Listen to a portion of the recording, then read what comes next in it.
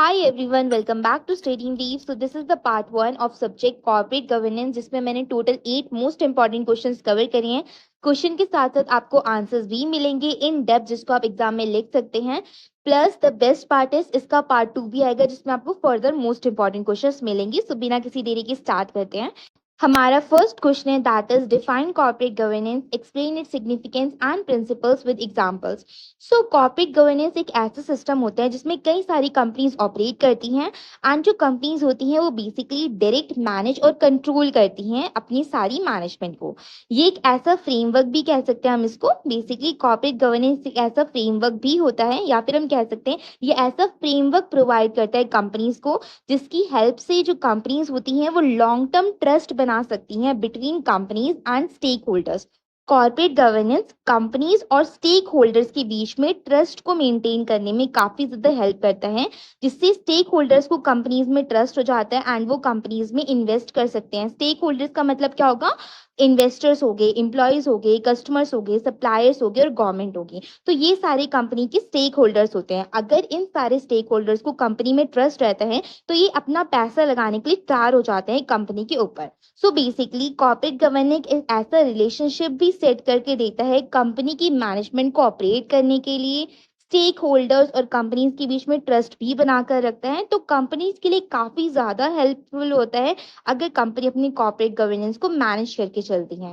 Now अब हम discuss करते हैं एम क्या होता है कॉर्पोरेट गवर्नेंस का। सो बेसिकली इसका एम होता है ये इंश्योर करना कि जो भी कंपनी है उसका जो काम है वो लीगल होना चाहिए, कोई भी इलीगल एक्टिविटीज में वो इंगेज ना हो। बेसिकली इथिकल काम करें, वो ट्रांसपेरेंसी के साथ काम करें ताकि वो अपने लॉन्ग टर्म गोल्स को भी अचीव कर पाए। एंड जो कंपनी में इन्वेस्ट करते हैं पैसे, जैसे कंपनी के स्टेक होल्डर्स हो गए, बेसिकली यहाँ पर हम स्टेक होल्डर्स से हमारा मतलब है सप्लायर्स हो गए, इन्वेस्टर्स हो गए, गवर्नमेंट होगी, कंज्यूमर्स हो गए, तो ये कंपनी के स्टेक होल्डर्स होते हैं।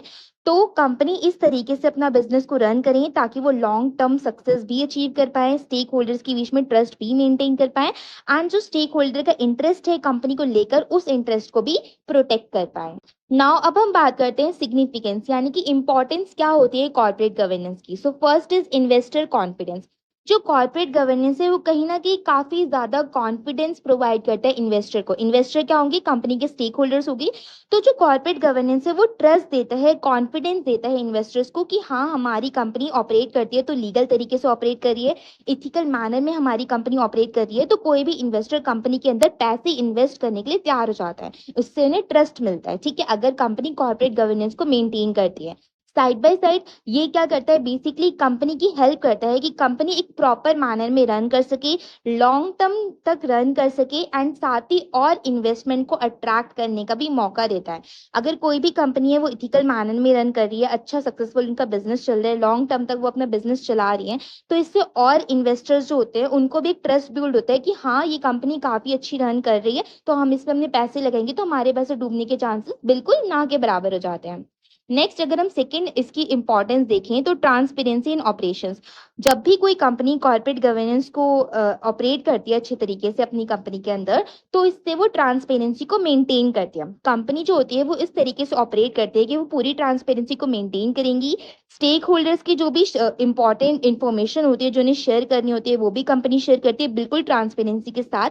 कंपनी अपना सारा का सारा जो ऑपरेशन है उसको ट्रांसपेरेंट तरीके से रन करती है, जहाँ पे फ्रॉड होने की और मैनिपुलेशन होने के चांसेस बिल्कुल नो हो जाते हैं या फिर हम कह सकते हैं कम हो जाते हैं। नेक्स्ट इंपॉर्टेंस आ जाती है अकाउंटेबिलिटी ऑफ मैनेजमेंट। सो जो कंपनी कॉर्पोरेट गवर्नेंस को लेकर आती है वो इंश्योर करती है या फिर हम कह सकते हैं वो बेसिकली एक टाइप का बोर्ड ऑफ मैनेजमेंट बना लेती है जो कि अकाउंटेबल होता है हर एक एक्शन के लिए। अगर कंपनी कोई भी डिसीजन ले रही है तो उसके लिए उसका मैनेजमेंट अकाउंटेबल होता है।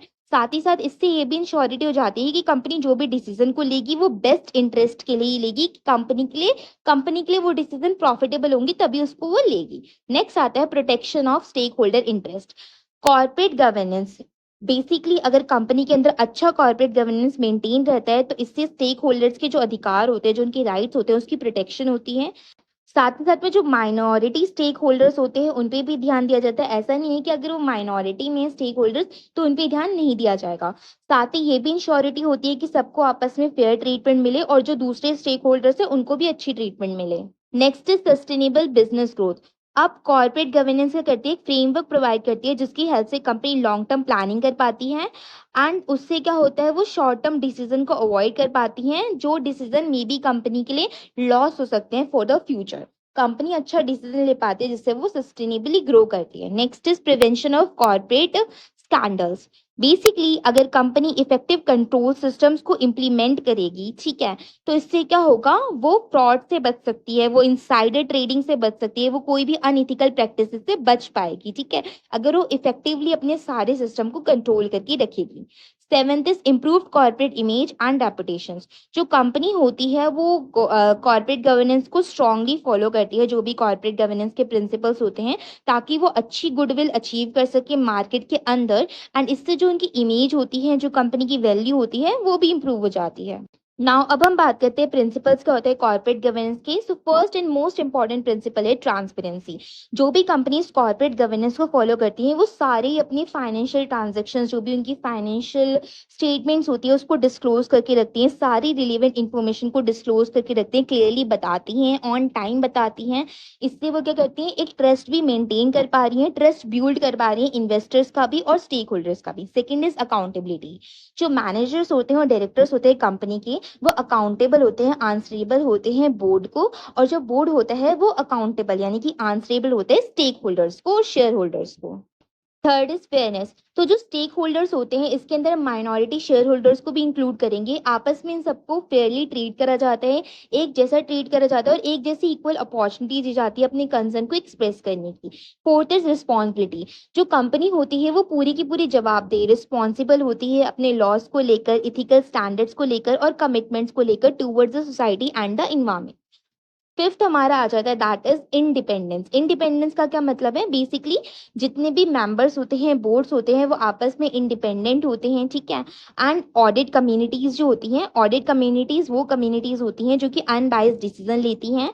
अनबाइस्ड डिसीजन का मतलब क्या है, इसमें कोई भी बाइसनेस इंक्लूड नहीं होंगी, ठीक है, यानी कि अपनी प्रॉफिटेबिलिटी के लिए वो कोई भी डिसीजन नहीं लेंगे, वो कंपनी के हित में डिसीजन लेंगे।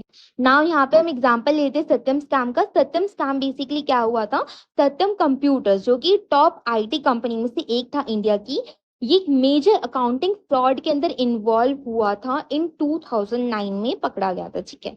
तो बेसिकली इसके जो फाउंडर थे वो एडमिट करते थे कि हमारी जो कंपनी का प्रॉफिट आ रहा है फॉर सेवरल इयर्स, उसको वो इन्फ्लेट करते थे। कैसे, ये जो स्कैम था ये तब हाईलाइट हुआ था बेसिकली जब उन्हें रिपोर्ट्स प्रेजेंट करनी थी, तो उनके पास रिपोर्ट प्रेजेंट करने के लिए वीक कॉर्पोरेट गवर्नेंस थी, वो कॉर्पोरेट गवर्नेंस का इतना वजूद नहीं करते थे, लीगल चीजें नहीं करते थे, अनइथिकल चीजें करते थे, लैक ऑफ बोर्ड ओवरसाइट था, ठीक है, जो उनका बोर्ड था उसका कोई भी ओवरसी नहीं होता था कंपनी के ऊपर, एंड वो फेल हो गए थे इंडिपेंडेंट ऑडिटर्स के केस में। तो इस वजह से जो इंडियन गवर्नमेंट थी, इनका स्कैम पकड़ा गया क्योंकि जो स्कैम करे अकाउंटिंग के अंदर, एंड जो इंडियन गवर्नमेंट थी उन्होंने इंट्रोड्यूस करा था कि अब जितने भी कॉर्पोरेट गवर्नेंस के रूल्स होंगे उसको स्ट्रिक्टली कंपनी के अंदर फॉलो करा जाएगा, एप्लीकेबल करा जाएगा। नाउ एक और एग्जांपल देते हैं इन्फोसिस लिमिटेड का। ये एक कंपनी है जिसका कॉर्पोरेट गवर्नेंस इंडिया के अंदर काफी ज्यादा अच्छा है, और ये जो कंपनी है इसके अपने खुद के इंडिपेंडेंट डायरेक्टर्स हैं, रेगुलर डिस्क्लोज करती है अपनी सारी फाइनेंशियल स्टेटमेंट्स को, ट्रांसपेरेंसी मेंटेन करती है, एंड प्लस पॉइंट क्या है, इथिकल प्रैक्टिसेस को फॉलो करती है अच्छे तरीके से। तो ये जो कंपनी है वो एक स्ट्रॉन्ग रेपुटेशन मेंटेन कर पाई है इंडिया के अंदर, पूरे मार्केट के अंदर, और ग्लोबल इन्वेस्टर्स को भी अट्रैक्ट कर पाते हैं बिकॉज ये जो कंपनी है वो अच्छे तरीके से अपनी कॉर्पोरेट गवर्नेंस को मेंटेन कर रही है, हर एक चीज को डिस्क्लोज कर रही है। नाउ हमारे नेक्स्ट क्वेश्चन आता है that is discuss various theories of corporate governance in detail. So I must admit कि this is one of the most important topic and majorly exam में पूछा जाता है, तो मेक श्योर करना कि आप इस टॉपिक को पढ़ के ही जाओ। कॉर्पोरेट गवर्नेंस में जो भी थ्योरीज होती है, थ्योरीज का बेसिकली का मतलब है कि लोगों ने अपनी लाइफ के अंदर कुछ ऐसे प्रैक्टिकल एक्सपोजर कर रखे हैं ऑलरेडी, जिसकी हेल्प से उन्होंने थ्योरीज बना दी है, एंड ये थ्योरीज एप्लीकेबल होती है, रन करती है और बिजनेस की हेल्प करती है अच्छे तरीके से फंक्शन करने में। सो कॉर्पोरेट गवर्नेंस की जो थ्योरीज होती हैं वो ये एक्सप्लेन करती है कि कंपनी को किस तरीके से मैनेज करना चाहिए अपनी सारी चीज़ों को, किस तरीके से कंपनी को डिसीज़न लेना चाहिए एंड कंपनी की जो स्टेक होल्डर्स होते हैं, उनका जो इंटरेस्ट होता है उसको कंपनी को किस तरीके से बैलेंस करके चलना चाहिए। ये थ्योरीज़ कंपनी के इस तरीके से हेल्प करती हैं। अब ये जितनी भी थ्योरीज़ होती हैं वो डिफरेंट व्यू पॉइंट से ली गई हैं, जो कि हमारी शेयर होल्डर्स, मैनेजर्स और जो भी पार्टीज़ इन्वॉल्व होती है कंपनी के अंदर, चाहे हम स्टेक होल्डर्स वगैरह की बात करें, तो उनका इंटरेस्ट क्या है, उनका व्यू पॉइंट क्या है, उसको समझने के लिए थ्योरीज़ ली गई हैं। सो हमारी फर्स्ट थ्योरी आती है, दैट इज एजेंसी थ्योरी। अब जो एजेंसी थ्योरी है वो सबसे ज़्यादा कॉमनली डिस्कस होने वाली थ्योरी है एंड ये फोकस करती है रिलेशनशिप को बिल्ड करने में, जो कि कंपनी के ओनर के बीच में होता है एंड उन लोगों के बीच में होता है जो कि कंपनी को मैनेज करता है। अब किसी भी कंपनी का ओनर यानी कि शेयर होल्डर्स होगी कंपनी के, एंड कंपनी को मैनेज करने वाले लोग, that is directors and managers. तो shareholder, directors and managers के बीच में अच्छा रिलेशनशिप को बिल्ड करना, कैसा उनके बीच में रिलेशनशिप है उसे किस तरीके से हम अच्छा बना सकते हैं, कैसे उनके बीच के कॉन्फ्लिक्ट को हम मिटा सकते हैं, इस चीज पे फोकस करती है हमारी agency theory. So as per the agency theory, ये माना जाता है कि जो मैनेजर्स होते हैं वो हमेशा से शेयर होल्डर के इंटरेस्ट को ज्यादा प्रेफरेंस नहीं देंगे। यानी कि अगर हम किसी भी कंपनी के मैनेजर से पूछेंगे तो वो शेयर होल्डर को ज्यादा प्रेफरेंस नहीं देगा। इससे क्या होगी, कहीं ना कहीं प्रॉब्लम क्रिएट हो जाते हैं, बिकॉज उनका जो इंटरेस्ट है, जो कि कंपनी के ऑनर है, उनका इंटरेस्ट पहले नहीं आ रहा, तो इससे प्रॉब्लम क्रिएट होगी एंड इस प्रॉब्लम को हम एजेंसी प्रॉब्लम कहते हैं। नाउ अब हम यहाँ पे एग्जांपल लेते हैं। सो बेसिकली मैनेजर है एंड वो जो मैनेजर है वो कंपनी के पैसों को स्पेंड करता है, कंपनी के पैसों को खर्च करता है अपने खुद के पर्सनल लग्जरियस आइटम्स के लिए, या फिर वो बेसिकली अवॉइड कर देता है, इंपॉर्टेंट डिसीजन को अवॉइड कर देता है ड्यू टू पर्सनल रिस्क। ठीक है, कंपनी के जो इंपॉर्टेंट डिसीजन हो सकते हैं जिससे कंपनी और ज्यादा अच्छे तरीके से ग्रो कर सकती है, वो डिसीजन मैनेजर नहीं लेता, उसको कंप्लीटली वो इग्नोर कर देता है, बिकॉज कहीं ना कहीं मैनेजर का पर्सनल रिस्क है जो वहां पर आ रहा है। ठीक है, तो इससे वो बिल्कुल उसे अवॉइड कर देता है। मैनेजर जो होता है वो ज्यादातर कंपनी के पैसे अपने पर्सनल चीजों पे खर्च करता है। तो अब इससे क्या होगा, जब शेयर होल्डर को ये बात पता चलेगी, जो मैनेजर्स और शेयर होल्डर के बीच में कन्फ्लिक्ट पैदा होगा, तो इस कन्फ्लिक्ट को रिड्यूस करने के लिए जो कंपनी है वो प्रॉपरली मॉनिटर करती है अपने सिस्टम्स के थ्रू, जैसे कि वो इंडिपेंडेंट डायरेक्टर्स क्रिएट करती है, परफॉर्मेंस बेस्ड कंपेंसेशन रखती है एंड ट्रांसपोर्ट डिस्क्लोजर्स रखती है, ताकि कोई भी मैनेजर कंपनी के पैसों को अपनी खुद की पर्सनल लाइफ को जीने के लिए यूज ना कर सके। तो ये थ्योरी हमें सजेस्ट करती है कि कैसे हमें स्ट्रॉन्ग गवर्नेंस बनानी चाहिए अपनी मैनेजमेंट सिस्टम के अंदर, जो कि काफी ज्यादा इंपॉर्टेंट होती है, ताकि कंपनी अपने हर एक एक्शन को कंट्रोल कर सके, जो मैनेजर्स का एक्शन है उसको कंट्रोल कर सके, एंड कंपनी का जो भी at the end of goal होता है, मोटिव होता है, शेयर होल्डर का जो गोल होता है, मोटिव होता है, कंपनी के जो ओनर होते हैं उनका जो गोल होता है, मोटिव होता है, उसको कंपनी अचीव कर सके। तो बेसिकली अगर कोई भी कंपनी स्ट्रॉन्ग गवर्नेंस बना लेती है तो वहां पे कंफ्लिक्ट आने के चांसेस कम होते हैं, बिकॉज हर चीज के ऊपर प्रॉपर मॉनिटरेशन हो सकती है। नेक्स्ट हमारी थ्योरी आ जाती है, दैट इज स्टीवर्डशिप थ्योरी। अब ये जो थ्योरी है बिल्कुल अपोजिट है एजेंसी थ्योरी की। इस थ्योरी में ये एज्यूम करा जाता है कि जो मैनेजर्स हैं वो काफी ज्यादा ट्रस्टवर्दी होते हैं कंपनी के अंदर, एंड वो बेस्ट इंटरेस्ट के लिए एक्ट करते हैं कंपनी की। यानी कि मैनेजर्स चाहते हैं कि हमारी कंपनी ग्रो करे, एंड इसके लिए मैनेजर्स अपना पूरा 100% देते हैं कंपनी को और ग्रो करने में हेल्प करते हैं। So as per this theory, जो मैनेजर्स हैं वो स्टीवर्ड्स होते हैं कंपनी के, यानी कि कंपनी के हित में काम करते हैं एंड कंपनी को ग्रो करने में, कंपनी के सक्सेस करने में हेल्प करते हैं।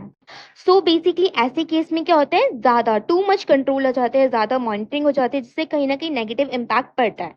तो इंस्टेड हम सारा का सारा राइट दे रहे हैं, इसके इंस्टेड हमें क्या करना चाहिए, मैनेजर्स को एम्पावर करना चाहिए, उनको अथॉरिटी, उनको राइट देने चाहिए, ताकि वो डिसीजन ले सके कंपनी के अंदर इंडिपेंडेंटली। ठीक है, एंड वो अपने डिसीजन के ऊपर ट्रस्ट कर सके, जिनसे उनका जो रिजल्ट है वो काफी ज्यादा बेटर आएगा। फॉर एग्जाम्पल यहाँ पे हम ले लेते, सपोज करते हैं फैमिली एंड बिजनेस है, यानी कि फैमिली है जो कि अपने बिजनेस को रन करती है, तो वो स्टीवर्डशिप थ्योरी को फॉलो करती है, जहाँ पे जो ऑनर्स होते हैं और जो मैनेजर्स होते हैं वो बिल्कुल सेम होते हैं। जो ऑनर्स होते हैं वही मैनेजर्स होते हैं कंपनी के, वही बिजनेस को चला रहे होते हैं, तो उनके पास फुल डेडिकेशन होती है, वो चाहते हैं कि हमारी कंपनी सक्सेस करे, उनके पास पूरी अथॉरिटी होती है, राइट होता है, वो अच्छे तरीके से अपनी कंपनी को ग्रो करना चाहते हैं। नाउ हमारी नेक्स्ट थ्योरी आती है that is stakeholder theory. So basically ये थ्योरी हमें ये कहती है कि कोई भी कंपनी जो कि कॉर्पोरेट गवर्नेंस को फॉलो करती है, उसके रूल्स को, रेगुलेशंस को फॉलो करती है, वो सिर्फ शेयर होल्डर के इंटरेस्ट के ऊपर ही फोकस नहीं करेंगी, बल्कि जितने भी हमारी कंपनी में स्टेक होल्डर्स होते हैं उनका इंटरेस्ट भी देखेंगी। स्टेक होल्डर्स का मतलब है कंपनी के अंदर काम करने वाले एम्प्लॉयज, कंपनी के जो कस्टमर्स हैं, सप्लायर्स हैं, क्रेडिटर्स हैं, government and society. These are all the stakeholders of the company. तो कंपनी को सिर्फ शेयर होल्डर के इंटरेस्ट पे फोकस नहीं करना, कंपनी को स्टेक होल्डर के इंटरेस्ट पर भी फोकस करना है। नाउ कोई भी जो कंपनी है जो कि सक्सेसफुल बनना चाहती है, तो उसको बेसिकली क्या करना पड़ेगा, रिलेशनशिप को अच्छा मेंटेन करना पड़ेगा अपने स्टेक होल्डर्स के साथ। उनको प्रॉपर डिसीजन लेने पड़ेंगे जो कि बेनिफिशियल हो कंपनी के लिए भी, स्टेक होल्डर्स के लिए भी एंड शेयर होल्डर्स के लिए भी। यहाँ पर हम एग्जाम्पल लेते हैं, सपोज करते हैं कंपनी है एंड वो जो कंपनी है वो गुड वर्किंग कंडीशंस प्रोवाइड करती है अपने एम्प्लॉयज़ को काम करने के लिए, कस्टमर्स को फेयर प्राइस प्रोवाइड करती है, यानी कि ज़्यादा एक्सपेंसिव चीज़ें नहीं बेचती, फेयर प्राइस में चीज़ें बेचती हैं, टाइमली पेमेंट्स देती हैं सप्लायर्स को। तो बेसिकली कंपनी ने क्या कर रखी है, अपनी काफ़ी अच्छी, यानी कि हम कह सकते हैं बेटर इमेज क्रिएट कर रखी है and company long term stable रह सकती है मार्केट के अंदर, बिकॉज कंपनी ऑलरेडी हर एक के हित को प्रेजेंट कर रही है। Now the next theory is resource dependency theory. So basically ये थ्योरी हाईलाइट करती है कि जितने भी एक्सटर्नल रिसोर्सेज होते हैं वो काफ़ी ज़्यादा इंपॉर्टेंट होते हैं, प्लस जो कंपनी का बोर्ड ऑफ डायरेक्टर्स होता है वो रिस्पॉन्सिबल होता है रिलेशनशिप को मैनेज करने के लिए with the external parties. And इसके अंदर बेसिकली क्या होता है, जो बोर्ड ऑफ डायरेक्टर्स होते हैं उनको कंपनी के अंदर वैल्यू को ऐड करना होता है, तो इसके लिए वो वैल्यूएबल कनेक्शंस को ब्रिंग करते हैं, अपनी एक्सपर्टीज को लेकर आते हैं एंड रिसोर्सेज को एक्सेस करवाते हैं, जैसे कि हमारे फाइनेंस हो गया, टेक्नोलॉजी होगी या फिर इंफॉर्मेशन हो गया।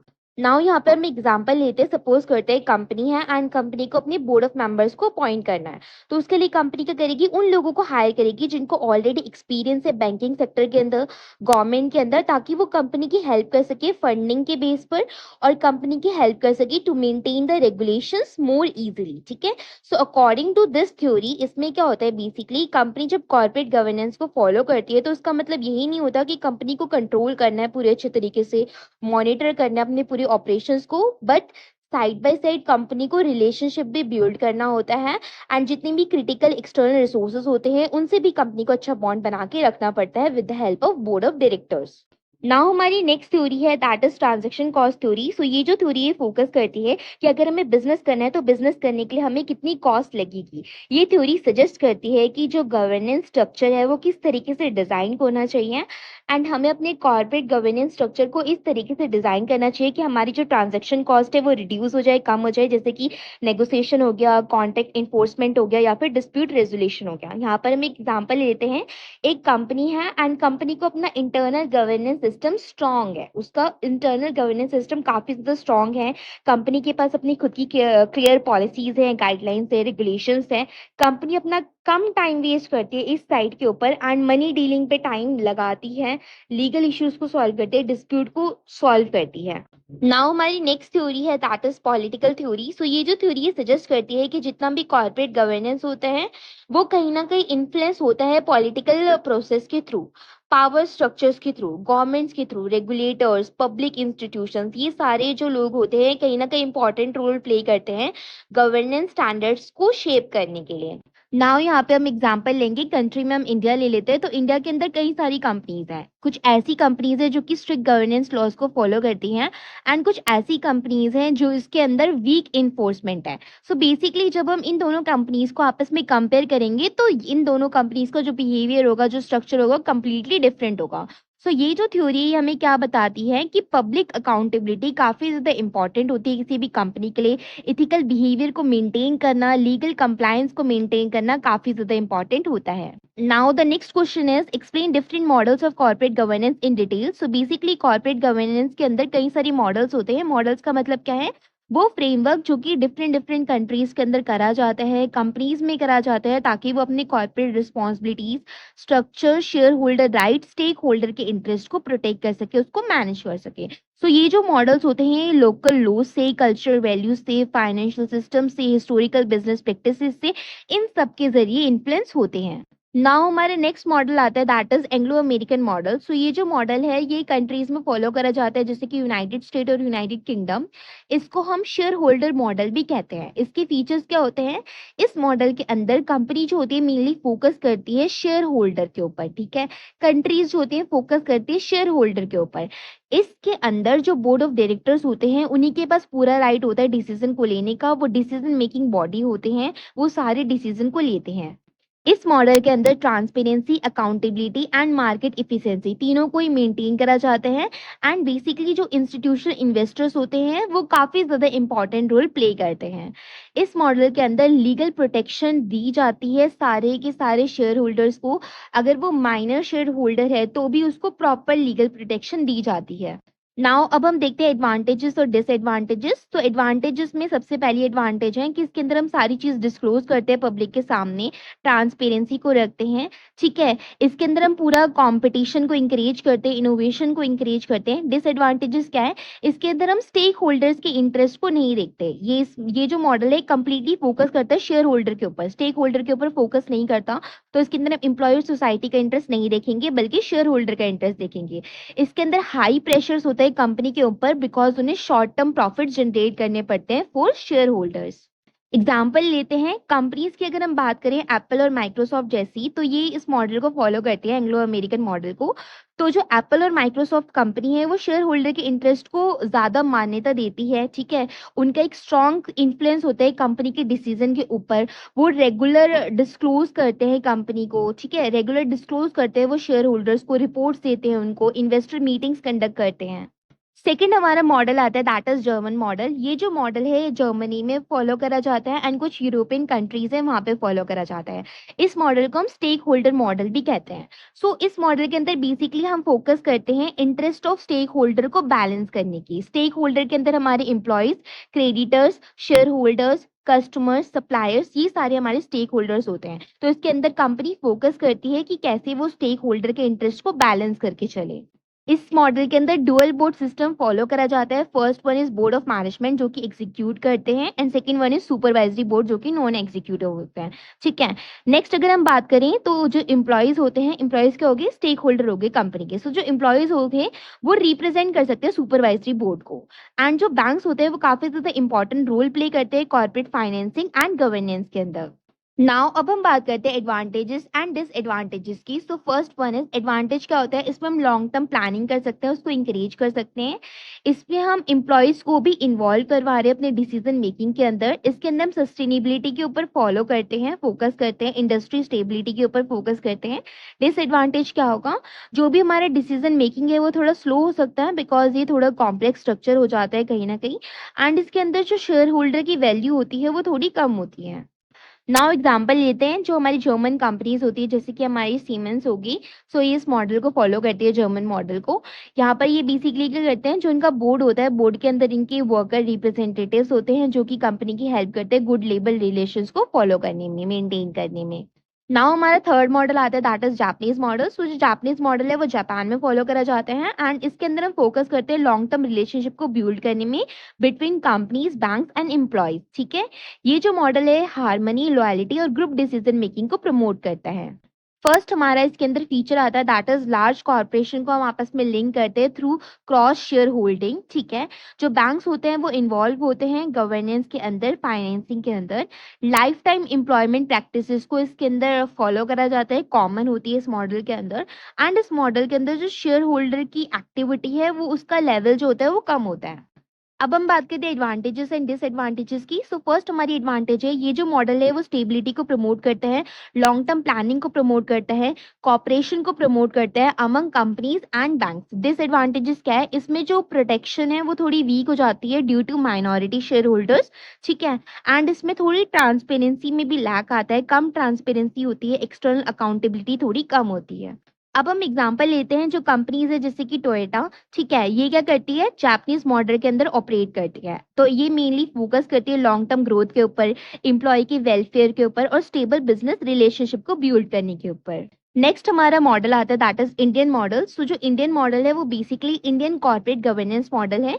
ये कॉम्बिनेशन होता है एंग्लो अमेरिकन मॉडल का और स्टेक होल्डर के एलिमेंट्स का। ओवर द ईयर्स जो इंडिया है वो कई सारे वेरियस रिफॉर्म्स को अडॉप्ट कर रही है एंड अपनी गवर्नेंस को स्ट्रेंथ कर रही है जो कि इंडियन मॉडल को फॉलो करती है।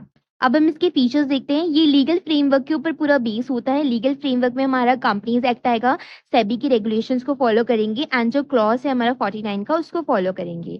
इसके अंदर हम शेयर होल्डर की राइट को, ट्रांसपेरेंसी को और बोर्ड की अकाउंटेबिलिटी तीनों ही चीज को मेंटेन करके चलते हैं।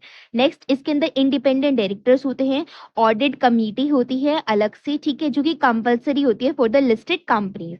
इसके अंदर CSR होता है जो कि मैंडेटरी होता है for certain companies under the companies act 2013। अब हम बात करते हैं एडवांटेजेस एंड डिसएडवांटेजेस की। सो फर्स्ट हमारी एडवांटेज होती है कि इसके अंदर हम ग्लोबल स्टैंडर्ड को अडॉप्ट करते हैं विद लोकल एडाप्टेशन। सेकेंड, इसके अंदर हम रेगुलेशंस को फॉलो करते हैं अंडर सेबी, ठीक है। इसकी डिसएडवांटेज क्या है, इसमें हमें कई सारे चैलेंजेस आ सकते हैं। कंप्लायंस का चैलेंज भी आ सकता है, इन्फोर्समेंट का चैलेंज भी आ सकता है, ठीक है। एंड कभी कभार कुछ ऐसे केसेस होते हैं जिसके अंदर जो हमारा इंडिपेंडेंट डायरेक्टर होता है वो ट्रूली एक्ट नहीं करता इंडिपेंडेंट, यानी कि इंडिपेंडेंट डायरेक्टर तो होता है बट वो प्रॉपर वे में इंडिपेंडेंट डायरेक्टर बन के एक्ट नहीं करता। एग्जाम्पल लेते हैं, इसके अंदर हम कंपनीज को इंक्लूड कर सकते हैं जैसे कि इन्फोसिस, टाटा ग्रुप एंड विप्रो, जो कि काफी ज्यादा वेल नोन है एंड स्ट्रॉन्ग गवर्नेंस प्रैक्टिसेस को फॉलो करती है, साथ ही साथ अलाइन भी करती है ग्लोबल स्टैंडर्ड्स को। नाउ नेक्स्ट क्वेश्चन आता है that is what is whistleblowing, discuss its types, importance and role in corporate governance. So basically whistle blowing का मतलब होता है एक ऐसा एक्ट जिसके अंदर हम कोई भी अनएथिकल, इलीगल और हार्मफुल एक्टिविटीज को रिपोर्ट करते हैं, ठीक है। अगर हम मान लेते हैं, सपोज करते हैं कंपनी है एंड कंपनी के अंदर कोई भी इलीगल एक्टिविटी कंडक्ट हो रही है, तो जब हम उस इलीगल एक्टिविटी को हायर डिपार्टमेंट के साथ रिपोर्ट करेंगे, उन्हें बताएंगे, तो उसको हम विसल ब्लोइंग कहेंगे। सो कभी भी जब एक एम्प्लॉय या फिर कोई भी पर्सन जो कि क्लोजली एसोसिएट होता है कंपनी के साथ, जब वो कोई भी रॉन्ग डूइंग को एक्सपोज करता है कि हमारी कंपनी में पर्टिकुलर चीज हो रही है जो कि सही नहीं है, रॉन्ग है, तो उसको हम क्या कहेंगे, विसल ब्लोइंग कहेंगे। रॉन्ग का मतलब क्या है, बेसिकली फ्रॉड का होना, करप्शन होना, कोई कंपनी की जो पॉलिसी है उसको वॉयलेट कर देना, वॉयलेशंस का होना, तो उसको हम विसल ब्लोइंग कहते हैं। नाउ अब हम बात करते हैं टाइप्स ऑफ विसल ब्लोइंग की। सो टाइप्स ऑफ विसल ब्लोइंग में दो टाइप आता है, that is internal whistle blowing and external whistle blowing.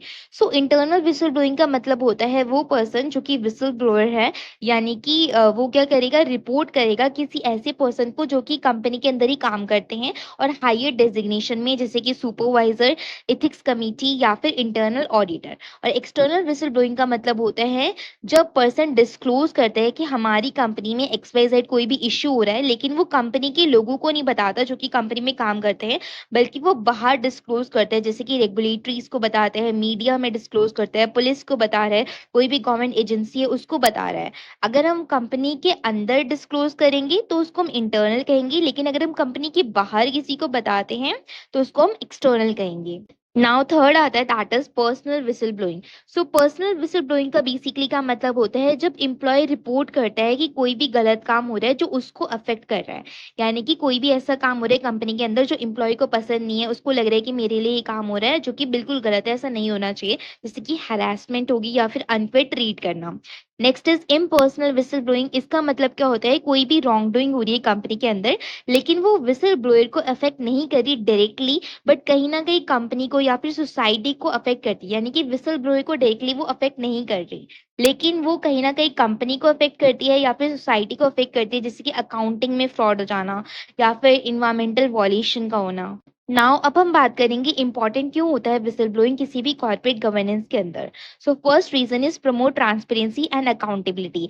जब हम अपनी कंपनी में होने वाले कोई भी अनइथिकल प्रैक्टिसेस के एक्सपोज करते हैं, बताते हैं, तो इससे क्या होगा, जो कंपनी होती है, जो ऑर्गेनाइजेशन होती है, वो ज्यादा ट्रांसपेरेंट बन पाती है एंड मैनेजमेंट को भी कहीं ना कहीं होल्ड मिल जाता है अपने एक्शंस को अकाउंटेबल करने का, उसके ऊपर कंट्रोल करने का, ताकि कोई भी अनइथिकल प्रैक्टिस कंडक्ट ना हो।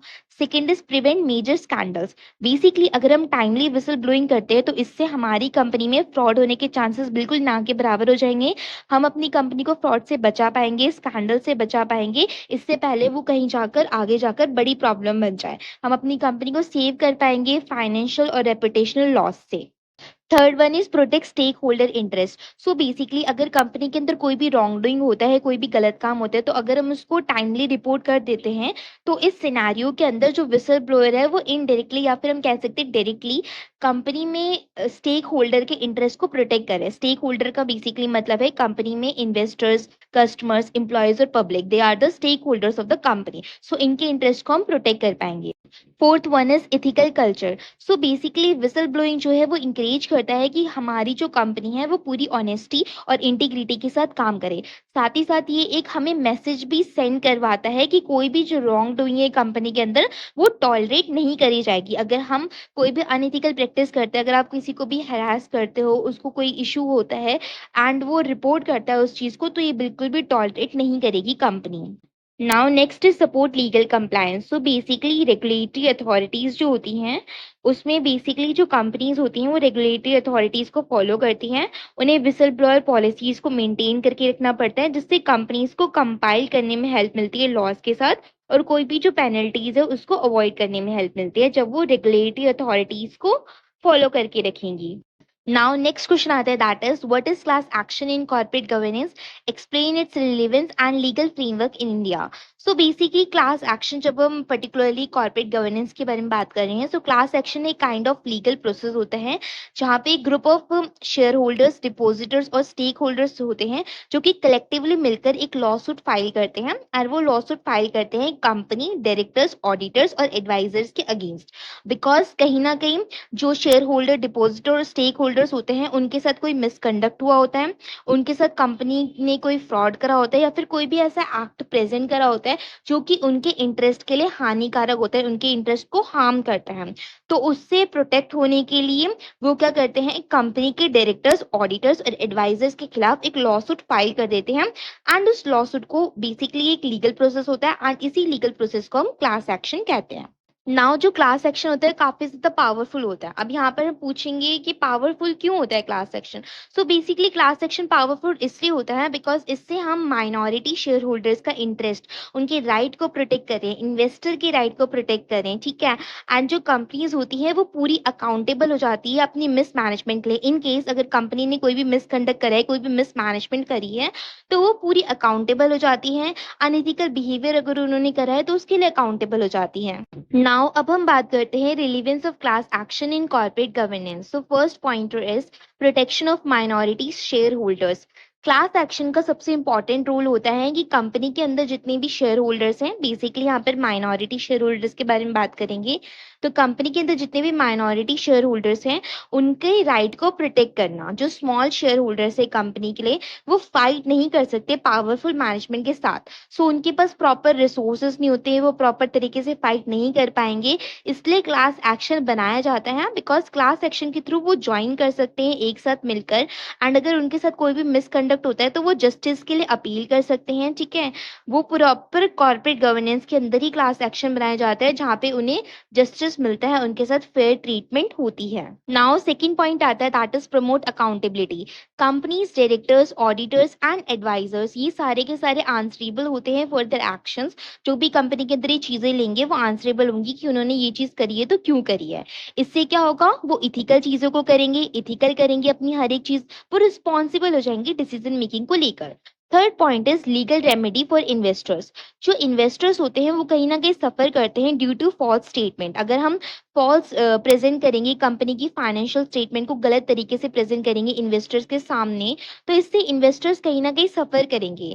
अगर हम मैनिपुलेट कर देंगे अकाउंट्स को, फ्रॉड कर देंगे, तो इससे इन्वेस्टर्स के राइट को सफर करना पड़ेगा। तो इसके लिए क्लास एक्शन बनाया जाता है बिकॉज क्लास एक्शन जो होता है इन्वेस्टर्स की राइट को प्रोटेक्ट करता है, उन्हें एक लीगल रेमेडी देता है अपने डैमेजेस को रिकवर करने के लिए। नाउ नेक्स्ट आता है इन्वेस्टर कॉन्फिडेंस। सो बेसिकली जो इन्वेस्टर्स होते हैं जो कंपनी के अंदर अपने पैसों को इन्वेस्ट करते हैं, अगर उन्हें ये बात पता होती है कि अगर बाय चांस हमारे साथ कोई भी गलत काम हो जाता है तो हमारे पास एक मैकेनिज्म प्रिपेयर है कि रॉन्ग डूइंग के लिए अगर कोई भी चैलेंज होता है रॉन्ग डूइंग का तो उसके लिए हम अपील कर सकते हैं, तो वो ज्यादा कॉन्फिडेंट होते हैं उस कंपनीज में इन्वेस्ट करने के लिए। Next is prevent corporate mismanagement. So basically class action की जो पॉसिबिलिटी होती है वो ये होता है कि मैनेजमेंट को एक वार्निंग देना, बोर्ड मेंबर्स को एक वार्निंग देना कि वो ऑनेस्टी के साथ काम करें, केयरफुल होकर काम करें एंड प्रॉपर लीगल वे में काम करें। नाउ अब हम डिटेल में देखते हैं legal framework for class action in India. So companies act 2013 के अंदर सेक्शन 245 के अंदर हमने सबसे पहले क्लास एक्शन के कॉन्सेप्ट को इंट्रोड्यूस करा था इंडिया के अंदर। अब हम देखते हैं कौन क्लास एक्शन को फाइल कर सकता है। सो कुछ फॉलोइंग लोग हैं जो कि क्लास एक्शन को फाइल कर सकते हैं। फर्स्ट, अगर कोई कंपनी है, कंपनी का हम केस ले रहे हैं, तो अगर कोई कंपनी है जिसकी शेयर कैपिटल है, तो अगर उसके अंदर 100 शेयर होल्डर्स हैं एंड उसके अंदर जो शेयर होल्डर्स हैं वो 10% को ग्रैब करते हैं शेयर कैपिटल को, तो उस केस में वो क्लास एक्शन को फाइल कर सकते हैं। अब अगर कोई ऐसी कंपनी है जो कि विदाउट शेयर कैपिटल है, तो उसके अंदर at least 1/5 of the total number of members होने ही होने चाहिए। नेक्स्ट, अगर इन केस ऑफ डिपोजिटर्स की अगर हम बात करते हैं, तो एटलीस्ट 100 डिपोजिटर्स होने चाहिए एंड उनका 10% होनी चाहिए टोटल वैल्यू ऑफ डिपॉजिट में। अब हम बात करते हैं कि हम ये जो क्लास एक्शन है वो किसके अगेंस्ट फाइल कर सकते हैं। So basically company, directors, auditors, audit firms, expert, consultant, advisors, या फिर कोई भी ऐसा पर्सन जो कि रिस्पॉन्सिबल होता है कोई भी मिसलीडिंग स्टेटमेंट के लिए, रॉन्गफुल एक्ट्स के लिए, तो उसके खिलाफ हम क्लास एक्शन फाइल कर सकते हैं। I know it may be difficult, तो आपको ये इन चीज़ों को याद करना पड़ेगा समझने से ज़्यादा। नाउ एग्जाम्पल ले लेते हैं। सपोज करते हैं ग्रुप ऑफ शेयर होल्डर्स है जो कि क्या करते हैं, एक कंपनी ढूंढते हैं एंड वो जो कंपनी है वो अपनी फाइनेंशियल स्टेटमेंट को मिस रिप्रेजेंट कर देती है, यानी कि वो कुछ गलत तरीके से अपनी फाइनेंशियल स्टेटमेंट को शेयर होल्डर के सामने प्रेजेंट कर देती है ताकि वो अपनी स्टॉक प्राइस को बूस्ट कर सके, बढ़ा सके। तो इस केस में क्या होता है, जो शेयर होल्डर्स होते हैं वो अच्छा एग्री कर जाते हैं फाइनेंशियल स्टेटमेंट देखकर कि आप काफी अच्छा कर रहे हो, तो वो शेयर्स खरीद लेते हैं कंपनी के based on false data. Company ने क्या करा, फॉल्स स्टेटमेंट प्रेजेंट करी है, लेकिन शेयर होल्डर्स ने वो फॉल्स स्टेटमेंट देखी, वो काफी ज्यादा इंप्रेस हुए और उन्होंने शेयर्स परचेज कर लिए, बट वो डेटा फॉल्स था। तो अगर उन्होंने फॉल्स डेटा देकर शेयर परचेज करे तो ऑब्वियसली उन्हें काफी ज्यादा लॉस सफर करना पड़ता है। तो अब इस केस में वो क्या कर सकते हैं, कलेक्टिवली मिलकर क्लास एक्शन सूट फाइल कर सकते हैं कंपनी के अगेंस्ट, जो कि होता है हमारा कंपनीज एक्ट के अंदर सेक्शन 245 के अंदर।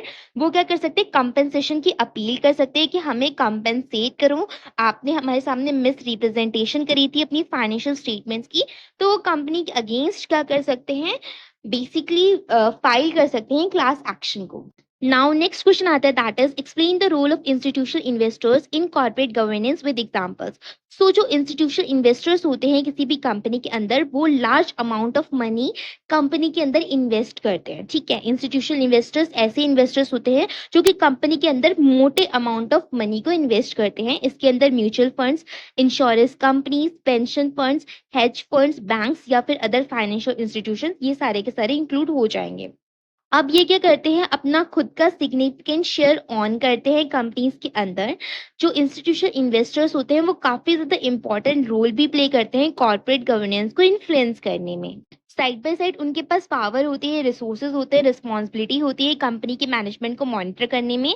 एंड वो इंश्योर करते हैं कि जो कंपनीज हैं वो अपनी सारी के सारे ऑपरेशंस को बेस्ट इंटरेस्ट में ऑपरेट करे, अच्छे तरीके से ऑपरेट करे, जो कि शेयर होल्डर और स्टेक होल्डर्स दोनों के लिए बेनिफिशियल हो। नाउ अब हम बात करते हैं रोल्स और रिस्पॉन्सिबिलिटीज क्या होती है इंस्टीट्यूशनल इन्वेस्टर्स की इन कॉर्पोरेट गवर्नेंस। तो first is monitoring supervision of management. Institutional investors जो होते हैं वो कंपनी की परफॉर्मेंस को वॉच करते हैं काफी क्लोज वे में एंड कंपनी की मैनेजमेंट के प्रॉपर ओवरऑल बिहेवियर को समझते हैं। वो ये इंश्योर करते हैं कि जो कंपनी है वो अच्छे तरीके से रन करे, इफेक्टिवली तरीके से रन करे, इथिकल वे में रन करे एंड शेयर होल्डर और स्टेक होल्डर का जो इंटरेस्ट है वो भी मेंटेन रहे। सेकेंड पॉइंट आता है, that is exercising voting rights.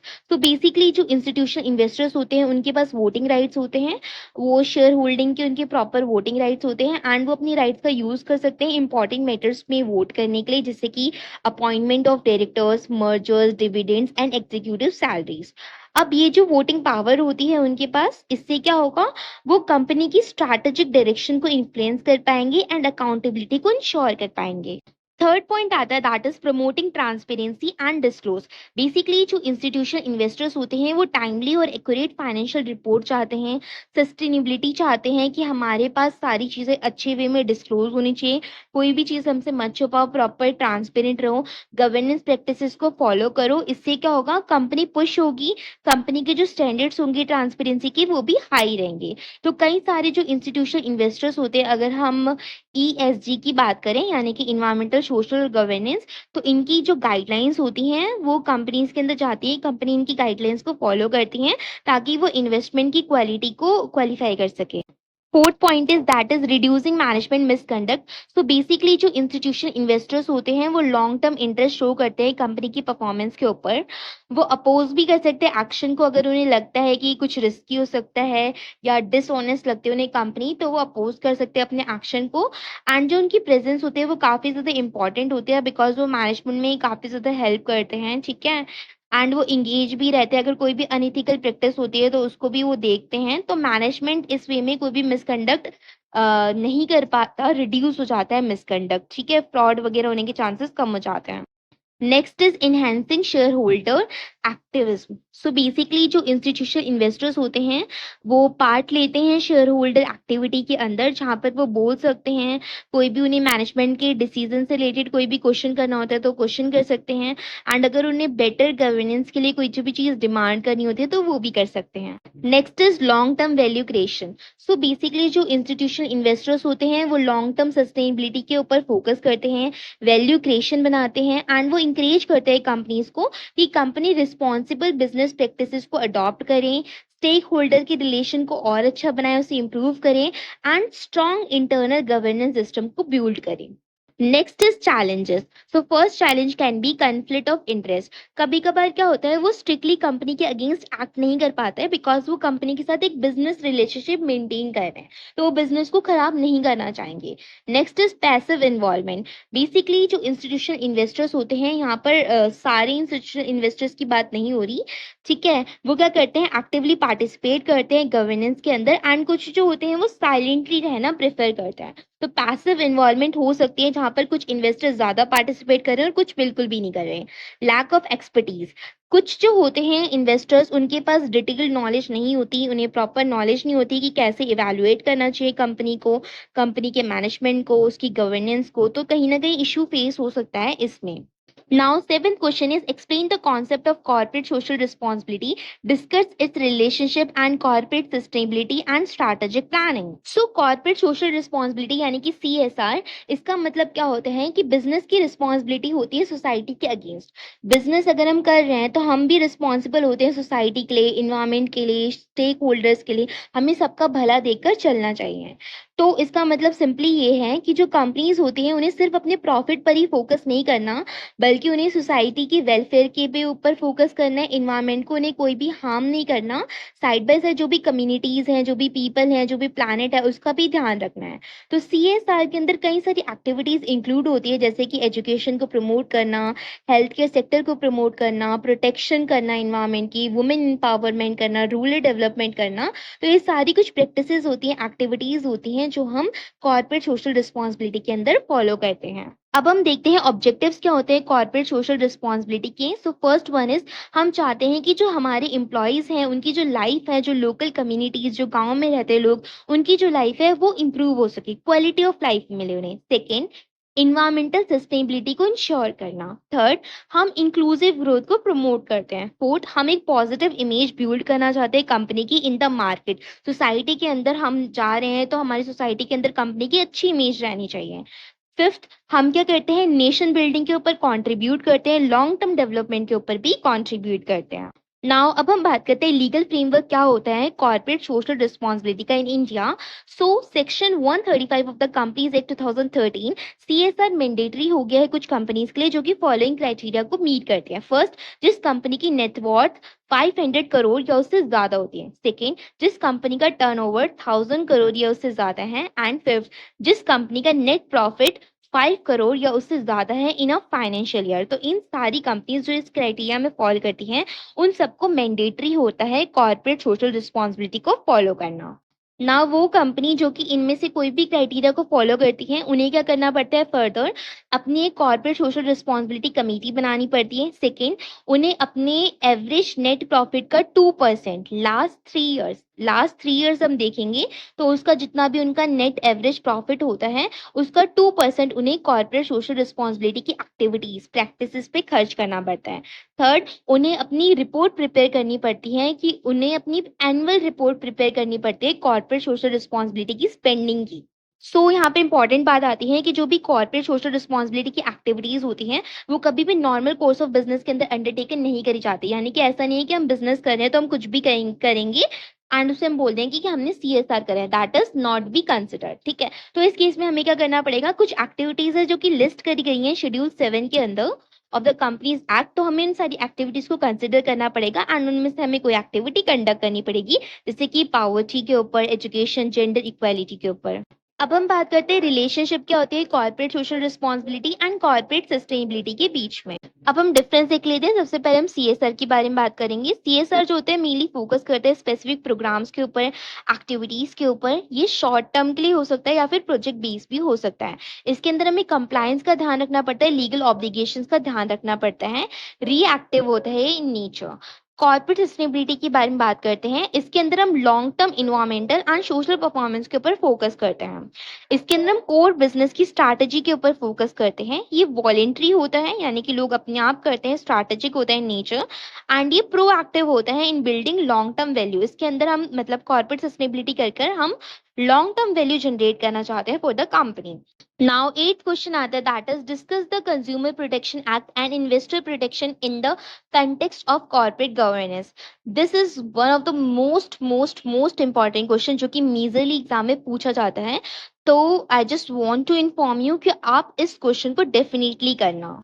जब भी हम कॉर्पोरेट गवर्नेंस के बारे में बात करते हैं तो कॉर्पोरेट गवर्नेंस का मतलब यही नहीं होता कि कंपनी को अपने इंटरनल ऑपरेशंस देखने हैं या फिर शेयर होल्डर के बारे में सोच रहे हैं, स्टेक होल्डर्स के बारे में सोच रहे हैं, बल्कि इसका मतलब ये भी होता है कि कंपनी में जितने भी कंज्यूमर्स है, कंपनी के जो भी इन्वेस्टर्स हैं, उनके राइट को भी कंपनी को प्रोटेक्ट करना होता है, ठीक है?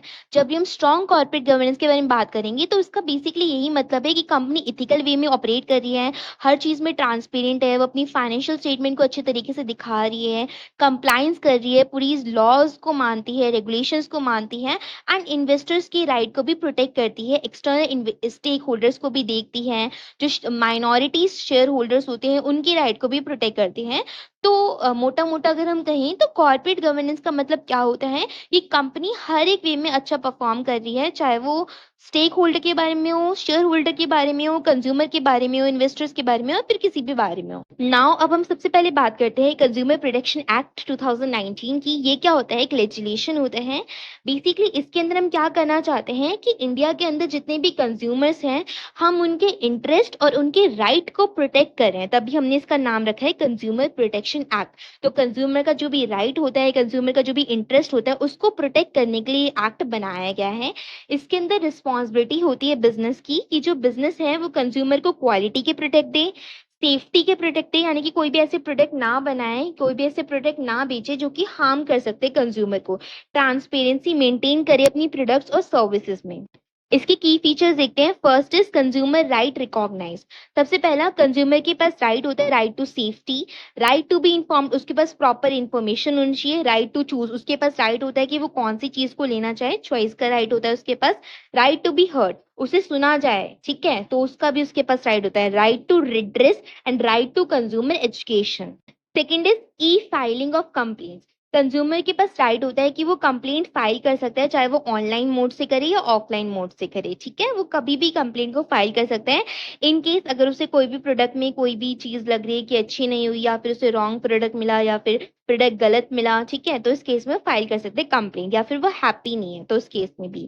Third, introduction of CCPA. CCPA का मतलब होता है सेंट्रल कंज्यूमर प्रोटेक्शन अथॉरिटी, ठीक है, तो बेसिकली वो क्या कर सकते हैं, रेगुलेटरी अथॉरिटी होती है ये एक काइंड ऑफ, ठीक है, जिसमें हम प्रोटेक्ट, इन्फोर्स और इन्वेस्टिगेट करते हैं अनफेयर ट्रेड प्रैक्टिसेस को।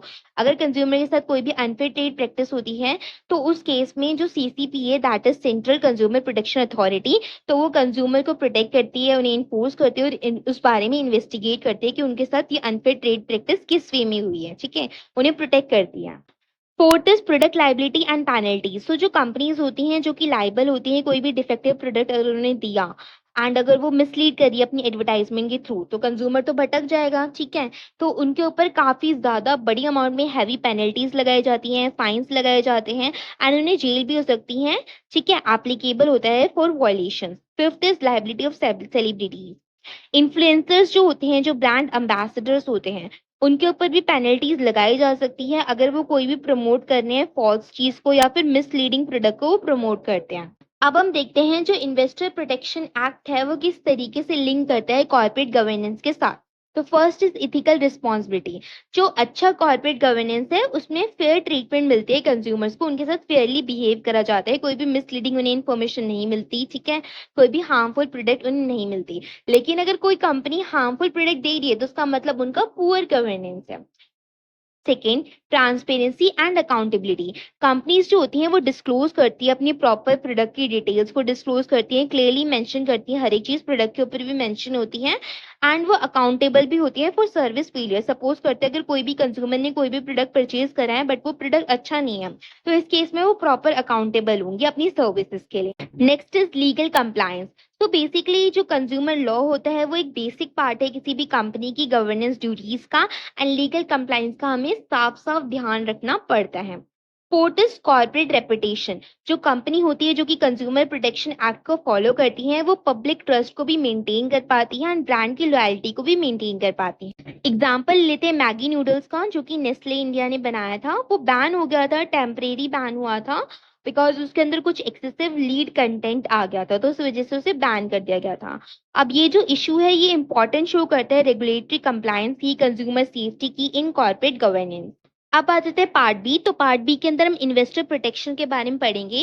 सो बेसिकली इन्वेस्टर प्रोटेक्शन का मतलब है एक set of rules, guidelines, regulations, practices जिसके अंदर हम इन्वेस्टर के इंटरेस्ट को प्रोटेक्ट करके रखते हैं। स्पेशली माइनॉरिटी इन शेयर होल्डर्स जो होते हैं उनके इंटरेस्ट को प्रोटेक्ट करते हैं, स्मॉल शेयर होल्डर्स जो होते हैं उनके इंटरेस्ट को प्रोटेक्ट करते हैं।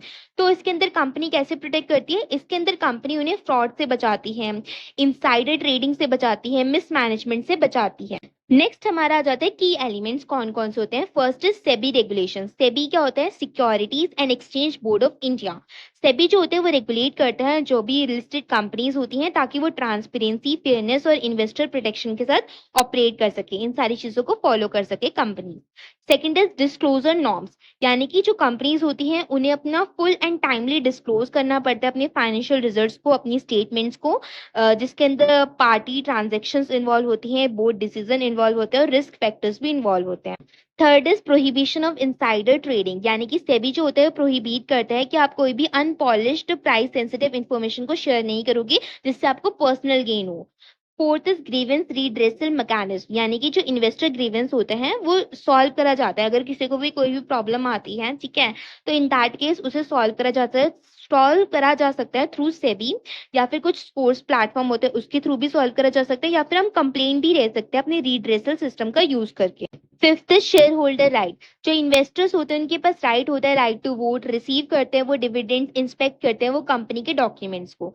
Sixth is corporate governance norms, basically clause है, क्लॉज 49, ठीक है। तो ये जो नॉर्म्स होते हैं ये बोर्ड इंडिपेंडेंस को इंश्योर करते हैं, ये ऑडिट कमिटीज को इंश्योर करते हैं, फेयर ट्रीटमेंट को इंश्योर करते हैं ऑफ द इन्वेस्टर्स। नाउ अब हम इंपॉर्टेंस देखते हैं इन्वेस्टर प्रोटेक्शन की in corporate governance. First pointer is enhance investor confidence. So अगर किसी भी इन्वेस्टर को पता है कि ये जो कंपनी है वो इन्वेस्टर की राइट को प्रोटेक्ट करती है तो वो ज्यादा कॉन्फिडेंट हो जाता है कि वो इस कंपनी में अपने पैसे इन्वेस्ट कर सकता है। Second is ensure long term growth. Investor protection से क्या होता है, अगर हम इन्वेस्टर को प्रोटेक्ट करते हैं उनके सारे राइट्स को तो इससे हमें लॉन्ग टर्म फंडिंग मिल जाती है, बेसिकली कंपनी को मिल जाती है, सस्टेन रह सकती है कंपनी।